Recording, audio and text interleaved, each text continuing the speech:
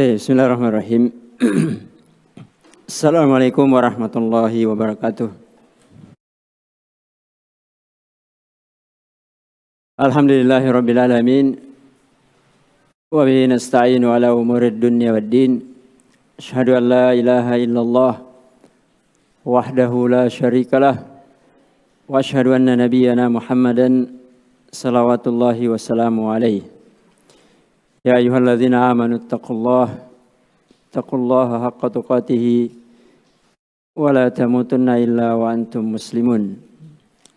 Amma ba'd, fa inna asdaqal hadisi kalamullah, khairal huda huda nabiyyina Muhammad sallallahu alaihi wa ala alihi wasallam, wa syarrul umuri muhdatsatuha, fa inna kulla muhdatsatin bid'ah wa kulla bid'atin dhalalah wa kulla dhalalatin finnar. Ma'asyiral ikhwa wal akhwat, jamaah salat maghrib yang berbahagia. Kita lanjutkan pelajaran kita dalam risalah yang bermanfaat biidznillah ta'ala, yakni risalah Salasata Usul. Pada pertemuan yang lalu kita sudah masuk pada isi dari risalah ini setelah menyelesaikan 7 muqaddimah dan 1 tambahan muqaddimah tentang millata Ibrahim. Kemudian beliau merubah uslubnya dengan bentuk tanya jawab. Fa idza qila laka ma hiya al-usulus salasatu allati yajibu alal kulli insanin ma'rifatuha.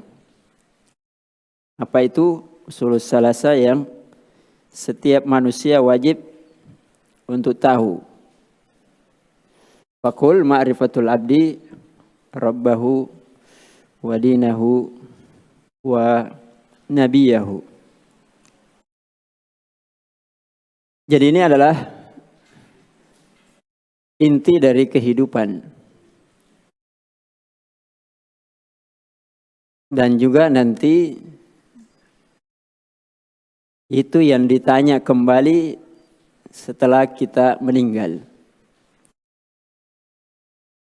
Jadi kalau kita sekolah, ini namanya membocorkan soal. Jadi soalnya bocor, jawabannya juga bocor. Maka orang yang paling celaka kalau tidak lulus. Iya kan? Kalau tidak bocor soal, tidak bocor jawaban, tidak lulus, ya mending.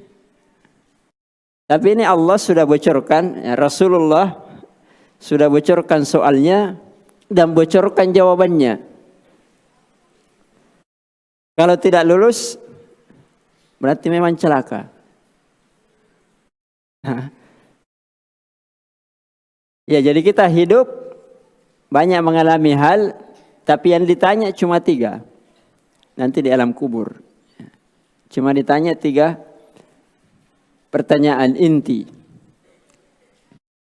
Walaupun semua kehidupan kita juga muaranya ke situ. Nah, walaupun nanti ada lagi pertanyaan-pertanyaan setelah alam kubur. Jadi kalau kita sekolah ada ujian pertengahan, mid semester. Jadi kalau alam kubur itu mid semester. Ya, alam barzah. Nanti di akhirat ada lagi pertanyaan. Jadi kalau midnya sudah tidak lulus, tidak mungkin lulus di akhirnya. Ya, makanya dibuatkan soalnya dan jawabannya supaya lulus. Supaya nanti ujian berikutnya lebih mudah lagi lulus. Ya, Rasulullah juga bocorkan soalnya. Sering kita dengarkan kalau ceramah takziah, la tazalu qadamu abdin yani yaumal qiyamah hatta yus'alu an arba. Ditanya tidak akan bergeser kaki anak Adam, maksudnya bergeser masuk surga atau masuk neraka pada hari kiamat sampai ditanya tentang 4 perkara. Yang pertama, an syababihi. Bima ablahu. Waktu mudanya. Di mana dia habiskan? Kenapa waktu muda? Walaupun yang tua jangan kecewa ya. Alhamdulillah kalau masih bisa tahu sebelum meninggal. Karena masa muda itu ibarat pohon atau pondasi. Kalau dia di waktu muda, pondasinya kuat, waktu tuanya tinggal menikmati saja. Kalau orang bisnismen sekarang kan begitu. Bagaimana bisnis?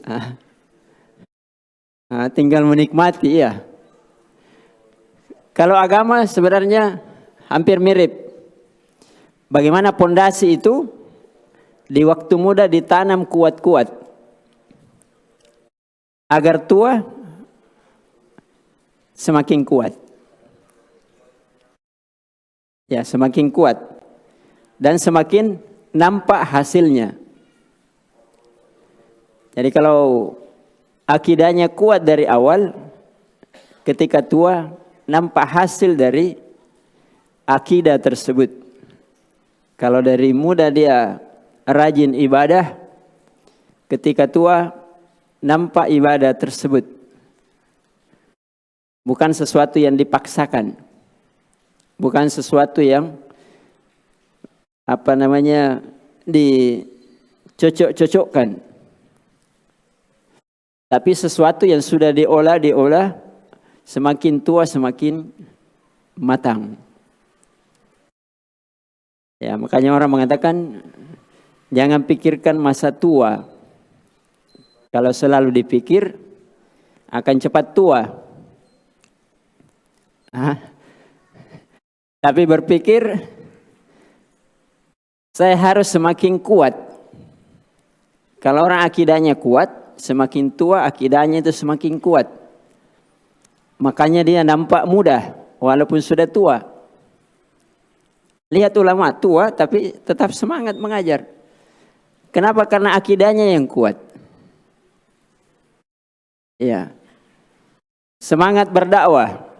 Ya, di tengah keterbatasan fisik. Tapi imannya, akidahnya tidak. Tambah kuat, tambah kuat. Tambah menancap. Semakin besar angin, semakin besar fitnah, kentara dia kokoh, tidak berubah. Tidak ke kiri, tidak ke kanan, tidak macam-macam. Ya. Dan seterusnya. Ya, maka itu yang ditanya nanti. Di mana masa muda dihabiskan? Ya, maka kalau kita tua, tidak bisa kembali muda, kita kan punya anak. Bagaimana anak itu supaya dari awal, dari kecil, dari masa mudanya kuat. Karena kita bisa harap hasil bukan kita yang lakukan, tapi kita menjadi sebab kita dapat hasil dari anak tersebut.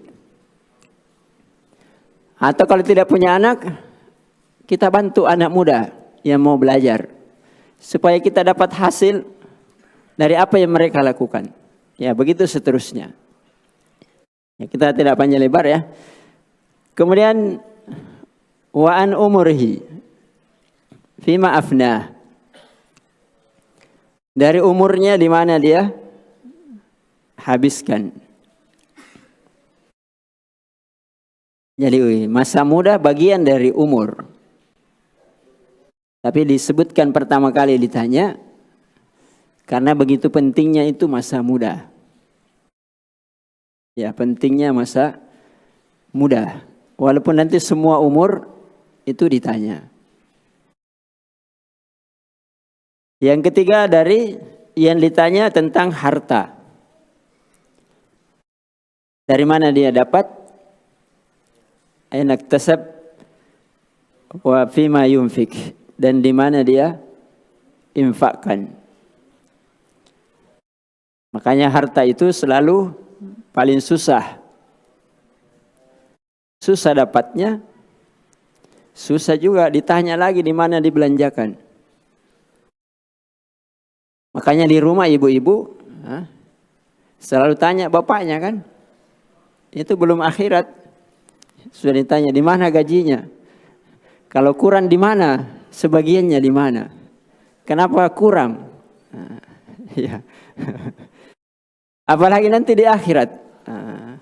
Dari mana kamu dapat ini? Sudah dapat capek, ditanya lagi. Begitu dijaganya itu harta. Ya, begitu dijaganya harta. Dijaga di mana didapat dan dijaga di mana diinfakkan, di mana dihabiskan. Karena banyak manusia mungkin cara dapatnya bagus, baik, halal, tapi cara mengelolanya yang kurang bagus.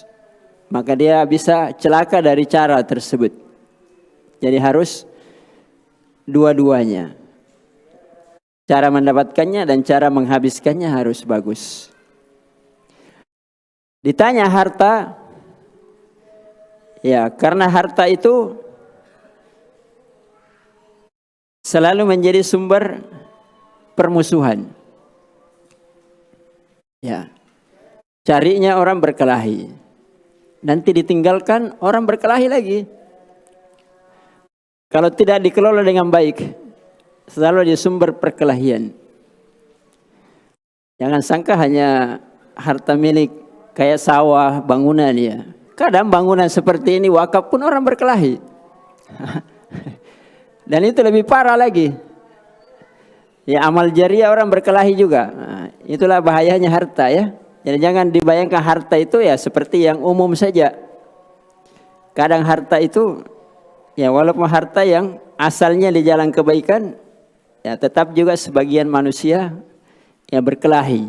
Makanya diingatkan jangan berkelahi supaya lulus ujian. Kalau berkelahi bisa-bisa tidak lulus ujian. Makanya sudah dibocorkan soalnya. Nanti ditanya. Supaya kalau mengarah ke situ, ya jangan masuk di dalamnya. Supaya bisa lulus nanti ujian. Nah, yang terakhir nanti ditanya tentang ilmunya. Dia amalkan ilmunya atau tidak?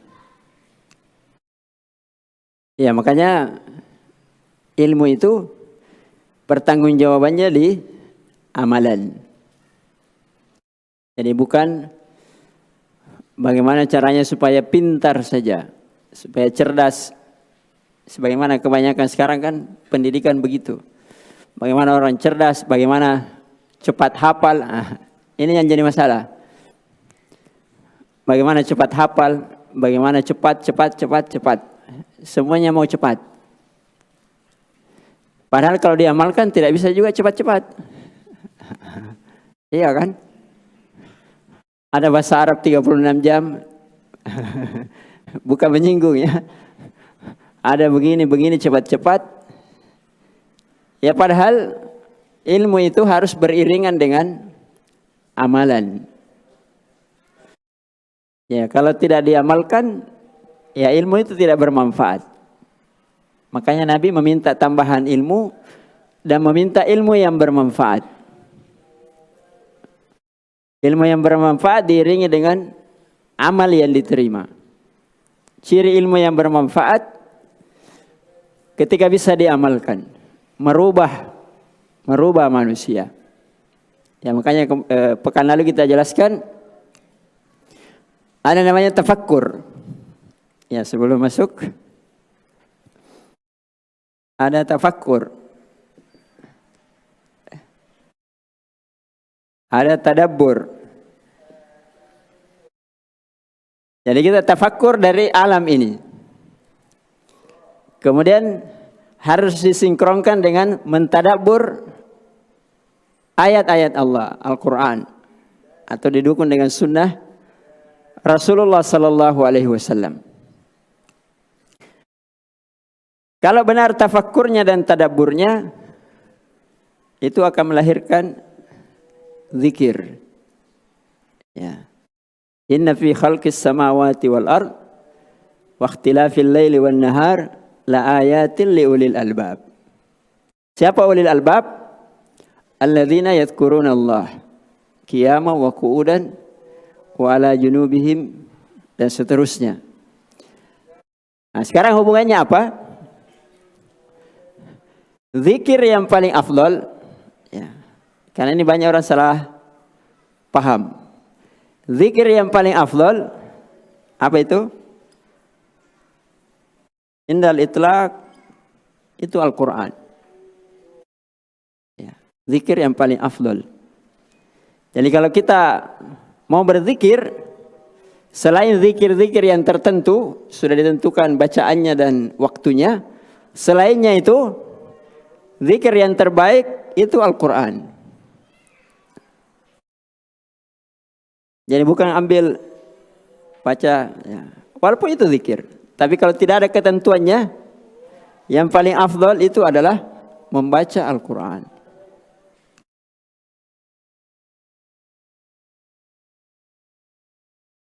Kemudian kalimat zikir yang paling afdal, a'zamuz zikir apa? Kalimat la ilaha illallah.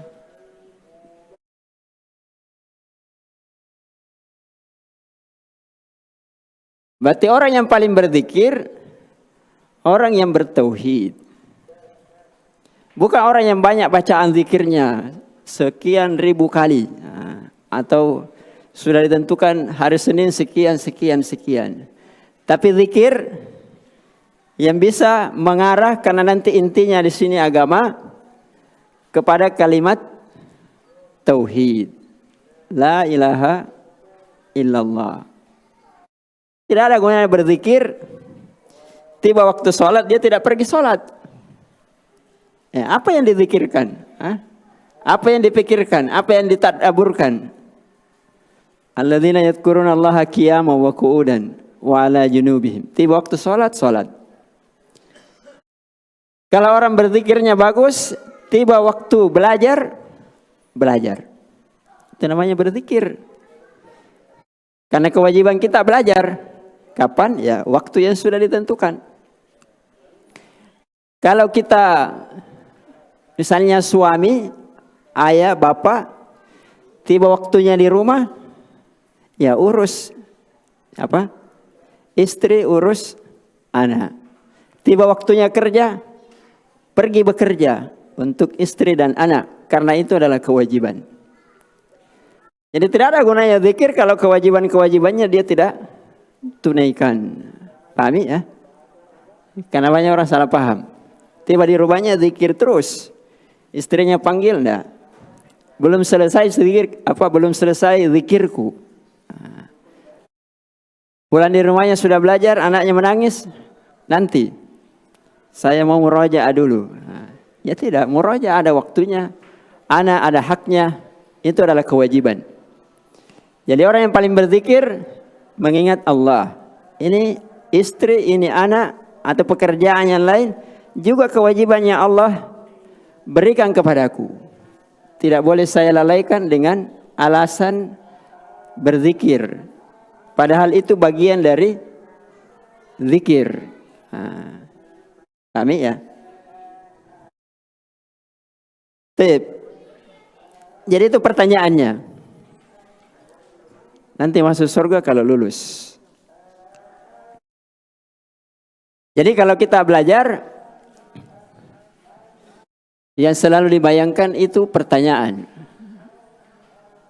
Kalau kita tulis sekarang jawabannya, gampang lulus.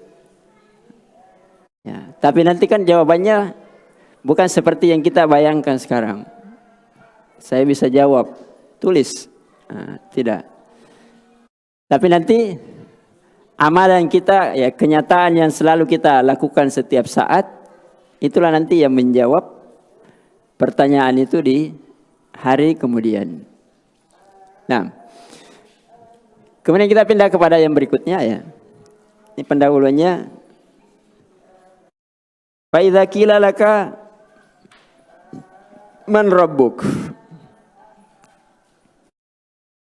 Cara masuk lebih dalam. Kalau ditanya kepadamu siapa Robmu? Ya kan tadi wajib mengetahui Rob. Kalau sekarang ditanya siapa Robmu? Faqul Rabbi Allah. Ya, jadi katakan Robku adalah Allah. Rabbi Allah. Alladzi rabbani wa rabba jami'il alamin. Ya. Fahuwa ma'budi laysa li siwahu.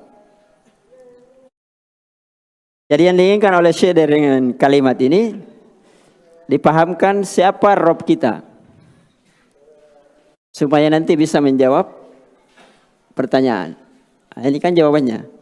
Kalau ditanya, dan pasti akan ditanya, siapa Robmu? Robku adalah Allah. Nah, jadi sekarang kita pelajari apa makna Rob. Rob itu ada beberapa makna. Rob bisa maknanya pemilik. Secara bahasa ya, bisa maknanya sayyid. Bisa maknanya al-mudabbir.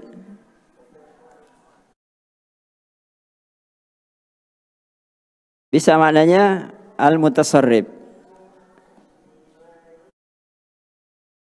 Itu maknanya Rob. Jadi Rob artinya pemilik. Rob artinya sayyid. Kalau bahasa kita di sini apa? Sayyid? Hah? Ya sayyid artinya yang penghulu atau apa ya. Mudabbir artinya yang mengatur. Mutasarrif artinya yang berbuat sesuai yang dia inginkan. Nah, itu semuanya makna Rabb.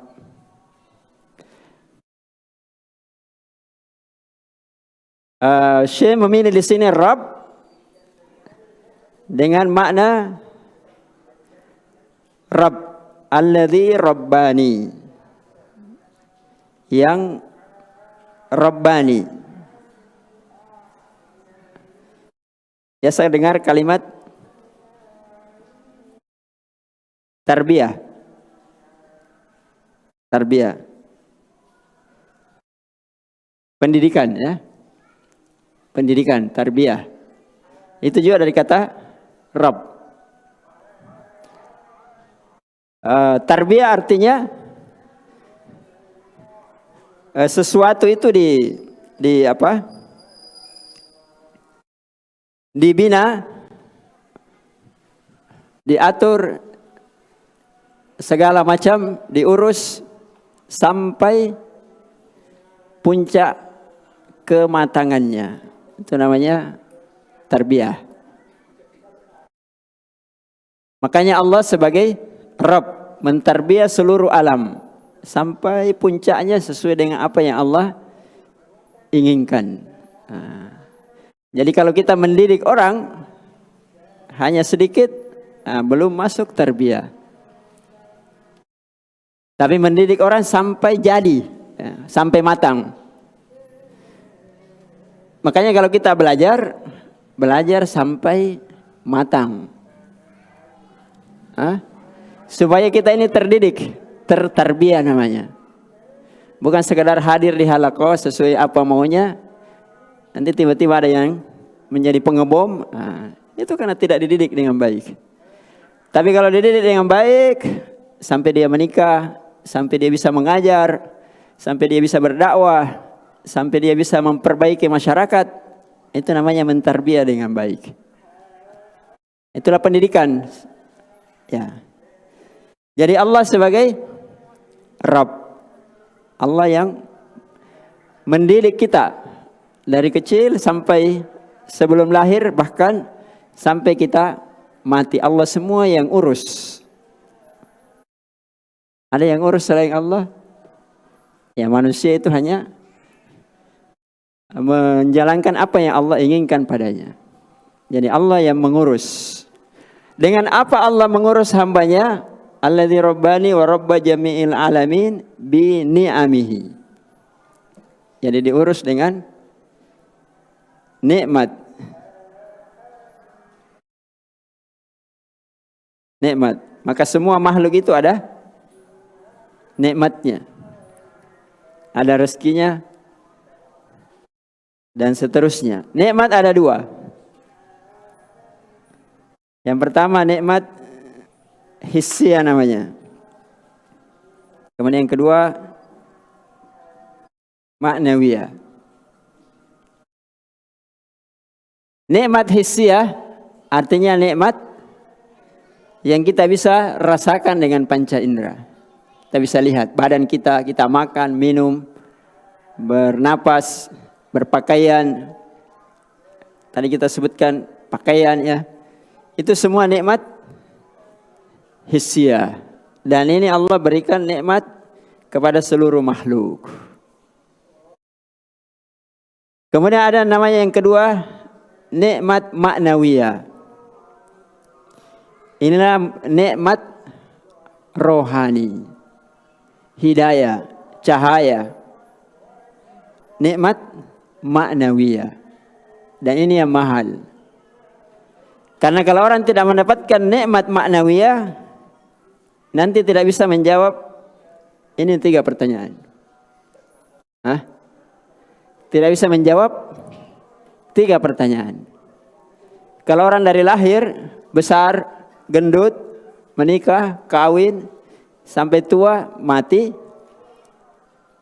tidak tahu Rabbnya, tidak tahu nabinya, tidak tahu agamanya. Walaupun hissiyahnya dia dapat. Untuk apa? Dengan apa dia bisa menjawab? Anda bisa dia jawab. Ya, makanya pendidikan itu, walaupun pendidikan hissiyah, perhatikan ya, walaupun pendidikan itu hissiyah, orang diajarkan pertanian, perkebunan, apa saja, teknik, dokter dan sebagainya, harus selalu dilengkapi, bahkan ini sebagai penggerak pendidikan ma'nawiyah, rohaninya. Rohaninya harus betul. Cahaya, hidayah dari hatinya. Agamanya ya.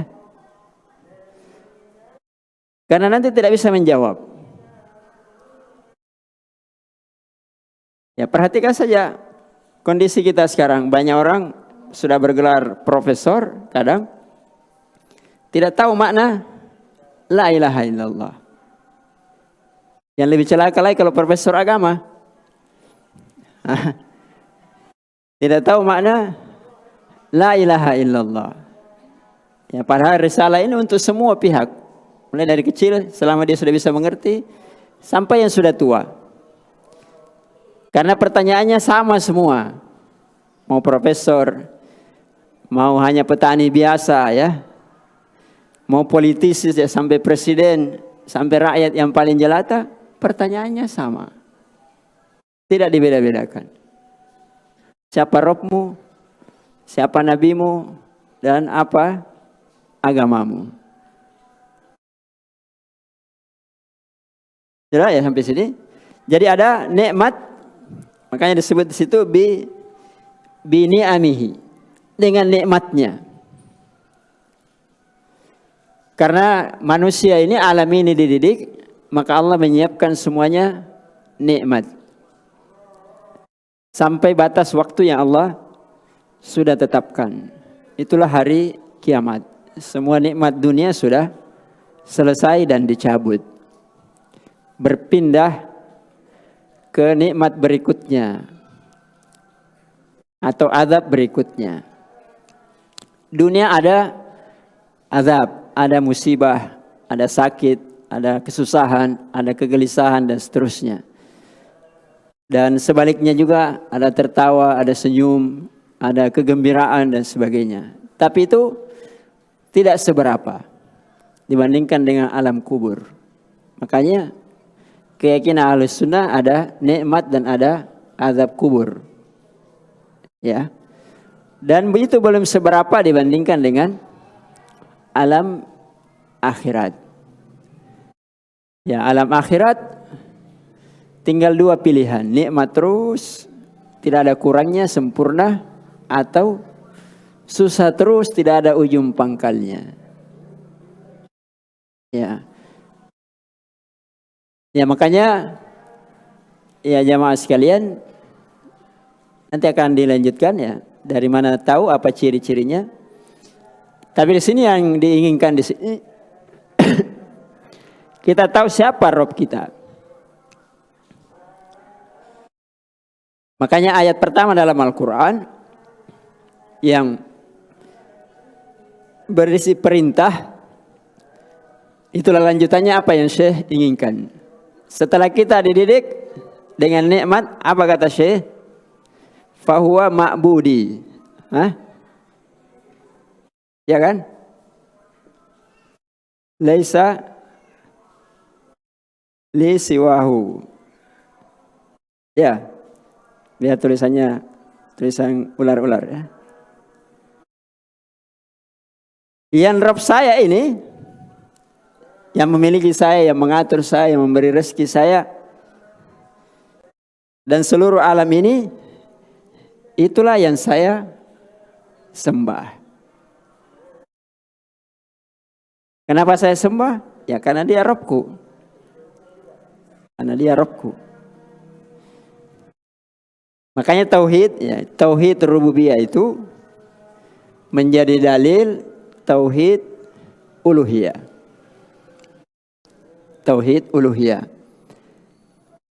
Berarti ketika orang sebagian mengerti tauhid rububiyah, tapi dia tidak memberikan haknya sesuai yang diinginkan, itulah banyak yang berbuat kesyirikan.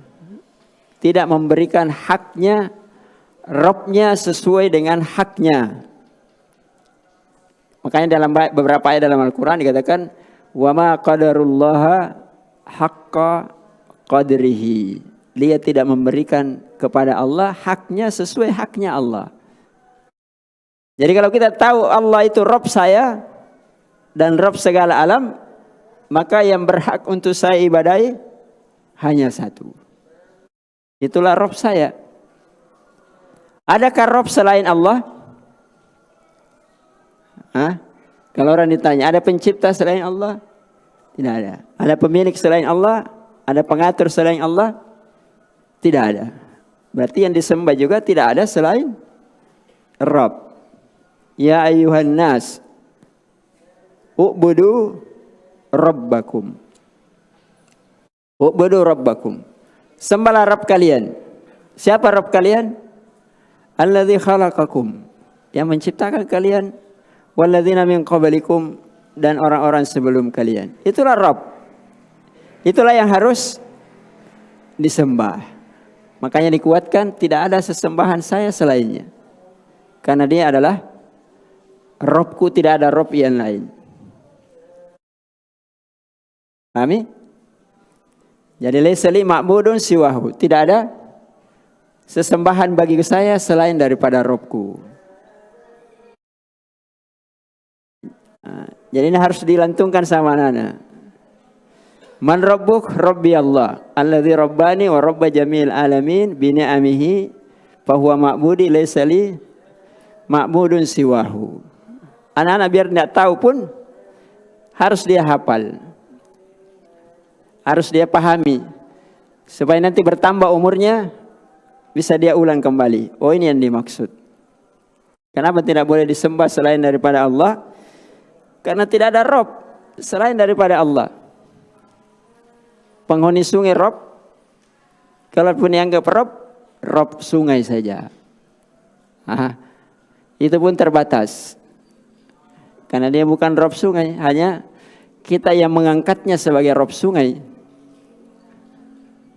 Iya kan? Tapi alam ini siapa yang mengangkat? Ya Allah sendiri yang mengangkat sebagai Rob. Makanya di antara nama-nama Allah yang tidak terbatas, ya, walaupun dalam sebagian hadis disebutkan 99 nama, tapi sungguhnya nama-nama Allah itu tidak terbatas. Di antaranya yang paling agung di antara nama-nama tersebut, walaupun semuanya agung dan indah, itu ada 3 ya. Asma ya, yang paling agung dan semua nama-nama kembali ke situ ada 3. Allah. Jadi semua nama-nama Allah kembali kepada Allah. Allah. Kemudian ini tadi, Rabb. Ya, termasuk nama Allah, Rabb. Jadi boleh kita membeli nama nanti kalau kita punya anak, Abdul Rabb.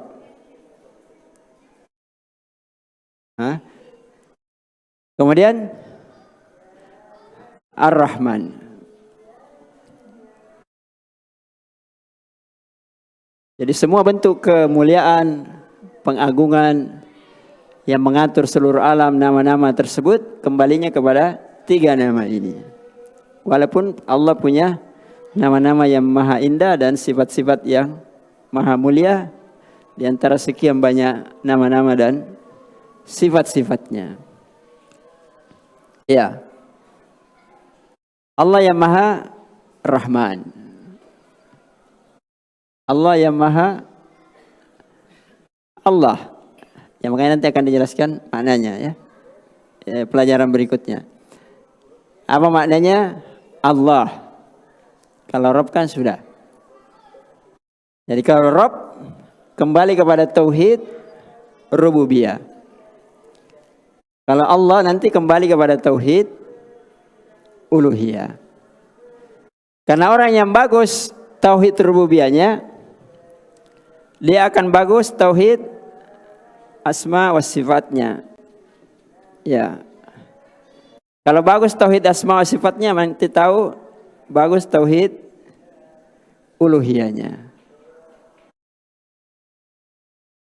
Jadi kalau dia sudah tahu siapa Rabbnya, untuk mengenal Rabbnya lebih luas, lebih jauh, lebih dalam. Apanya yang dikenal?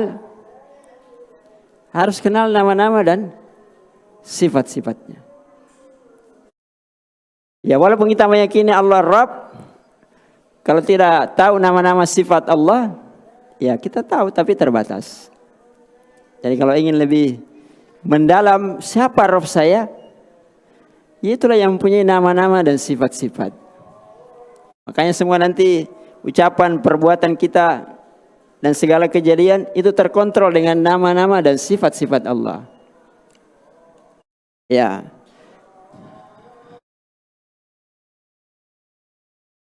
Kalau tauhid asma wa sifatnya sudah bagus, ya walaupun sebagian ulama mengatakan ini bagian dari tauhid rububiyah.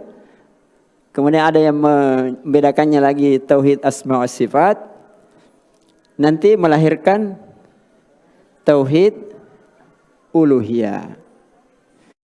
Karena enak kalau kita salat, misalnya ya, kita ibadah, membaca ayat, ada nama-nama dan sifatnya Allah. Kita paham maknanya, kita tahu artinya, maka penghambaan kita itu lebih sempurna. Ya. Misalnya kita baca Al-Fatihah. Alhamdulillahirabbil alamin. Walaupun nanti dalilnya juga ya. Ar-Rahmanir Rahim. Allah yang Maha Rahman dan Maha Rahim. Rahmatnya Allah meliputi segala sesuatu. Ya. Kalau rahmat Allah meliputi segala sesuatu, ya tidak usah takut. Yang penting saya sembah Allah, saya tidak perlu takut. Orang ambil rezeki saya, ya. Orang caci maki saya, orang begini-begini tidak perlu takut. Kenapa? Allah Rabb saya maha kasih sayang. Kalau saya benar penghambaannya, ya tidak ada masalah dengan yang lain. Ada musibah, oh Allah berikan musibah karena Allah sayang pada saya. Nah, kalau kita makhluk kan beda. Kita kasih susah orang karena orang itu benci sama kita. Ya, makanya pendidik itu, pendidik ini biasa tidak dipahami anak-anak. Pendidik kalau dikasih susah, kasih tugas, kasih hukuman, karena disayangi. Karena disayangi supaya pintar, supaya tidak nakal, supaya mengerti. Karena disayangi, bukan karena dibenci. Orang tua kepada anaknya karena disayangi, bukan karena ya dibenci. Ya karena Allah Ar-Rahman, Ar-Rahim, dan seterusnya ya. Maliki Yaumiddin. Ya, Allah Malik, pemilik hari kiamat, hari pembalasan. Jadi takutnya hanya kepada hari pembalasan. Jangan takut pembalasan manusia. Jadi kalau manusia bisa mencatat, bisa mengawasi, bisa macam-macam, Allah tentu lebih. Karena Allah pemilik hari kiamat. Ya. Ya karena itu perlu belajar nanti tauhid asma wa sifat. Dan kan sudah berjalan di sini alhamdulillah. Supaya penghambaan itu semakin bagus. Kalau penghambaan semakin bagus, maka lebih mudah menjawab nanti pertanyaan di alam kubur. Ya. Tapi walaupun dihafal, kalau kita tidak laksanakan, orang belajar semakin kasih sayang karena Allah Maha Rahman. Jangan pula selalu marahi istrinya. Misalnya ya. Jangan pulang bertengkar dengan tetangganya. Harusnya orang belajar itu al-mu'min kata Nabi ya'lufu wa yu'lafu.